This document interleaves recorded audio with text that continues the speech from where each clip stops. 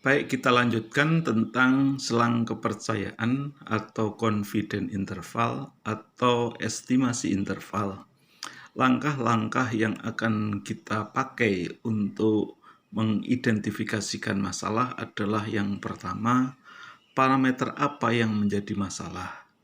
Parameter itu apakah parameter mu, yaitu rata-rata, apakah parameter sigma, yaitu standar deviasi, atau parameter varian, yaitu sigma kuadrat, atau parameter P, yaitu proporsi.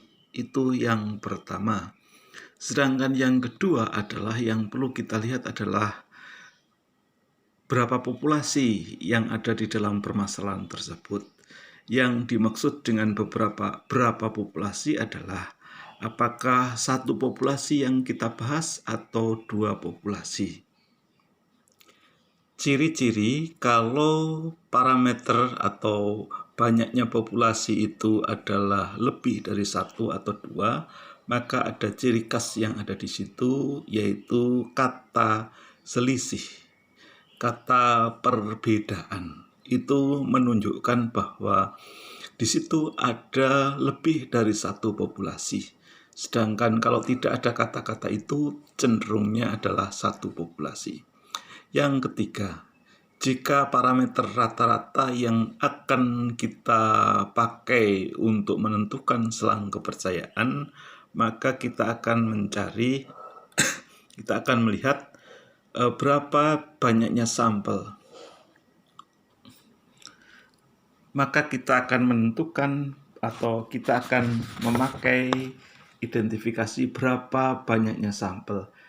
Karena apa? Karena untuk estimasi rata-rata rumusannya itu ada dua, yaitu rumus misalnya adalah sampel atau populasi tunggal, maka rumusnya adalah pada rumus nomor 1 atau rumus nomor 2. Nomor 1 digunakan untuk sampel lebih besar sama dengan 30 atau varian populasi diketahui, sedangkan untuk estimasi rata-rata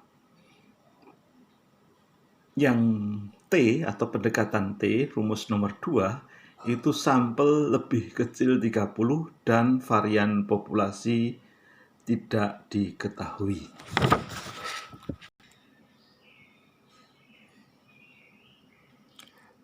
Kalau kita nyatakan dalam bentuk tabel, maka kita melihat bahwa N-nya lebih besar sama dengan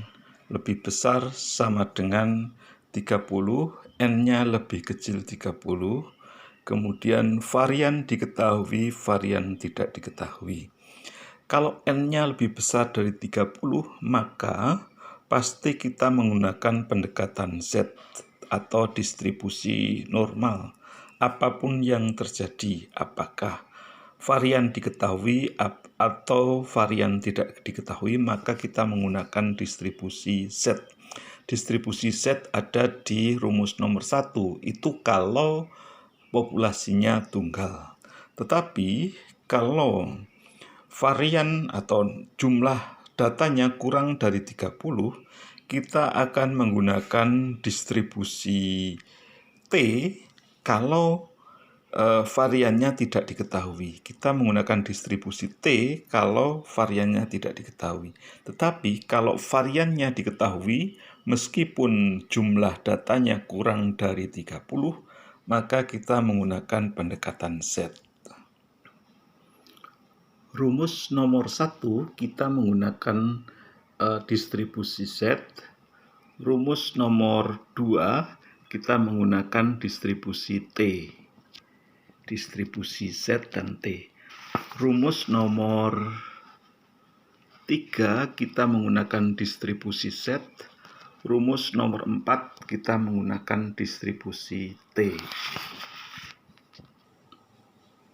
Saya ulangi, untuk rumus nomor 1 kita menggunakan distribusi Z. Di sini rumusnya adalah ada huruf Z di sini. Sedangkan rumus yang nomor 2 kita menggunakan distribusi T. Di sini ada tertulis huruf T. Ini tabel distribusi yang kita pakai sebagai rujukan. Sedangkan rumus nomor 3 kita menggunakan distribusi Z. Ini Z.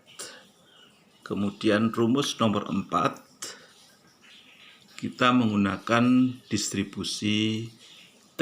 Ini ada huruf T di sini. Kita lanjutkan bahwa setelah kita mengetahui bahwa banyaknya sampel itu besar atau kecil, kemudian variannya diketahui atau tidak, maka selanjutnya kita akan menanyakan identifikasinya adalah data itu berpasangan atau tidak. Karena data berpasangan itu kita akan memakai rumus yang nomor 5. Selanjutnya tentukan rumusnya. Dari 4 klausul tadi, 1, 2, 3, 4, maka kita bisa menentukan rumusannya. Setelah itu baru menentukan nilai kepercayaannya berapa persen, kemudian hitung batas dan seterusnya. Artinya ditentukan juga. Dalam diagram kita bisa menunjukkan bahwa estimasi itu kita lihat dulu untuk parameternya apa. Apakah min, apakah varians, apakah proporsi. Kemudian pertanyaan selanjutnya adalah apakah satu populasi atau dua populasi. Apakah satu populasi atau dua populasi. Apakah satu populasi atau dua populasi. Kalau min, kemudian kita memutuskan atau identifikasinya adalah satu populasi, maka kita akan melihat jumlah sampelnya besar atau kecil, kemudian varian diketahui atau tidak. Jumlah sampelnya besar atau kecil, varian diketahui atau tidak. Sedangkan kalau dua populasi masih ada pertanyaan lagi, yaitu datanya berpasangan atau tidak. Ini tidak berpasangan, ini berpasangan. Kemudian kalau tidak berpasangan, selanjutnya akan sama, yaitu kita melihat apakah sampelnya besar atau kecil, variannya diketahui atau tidak. Sebenarnya ada satu pertanyaan lagi tetapi kita tidak membahas, yaitu apakah varian jika diketahui itu sama atau tidak. Maka ini yang kita pakai. Kemudian kalau varian cukup sederhananya, yaitu satu populasi atau dua populasi. Demikian juga proporsi itu satu populasi atau dua populasi. Selanjutnya kita akan membahas tentang estimasi atau selang kepercayaan yang dua populasi.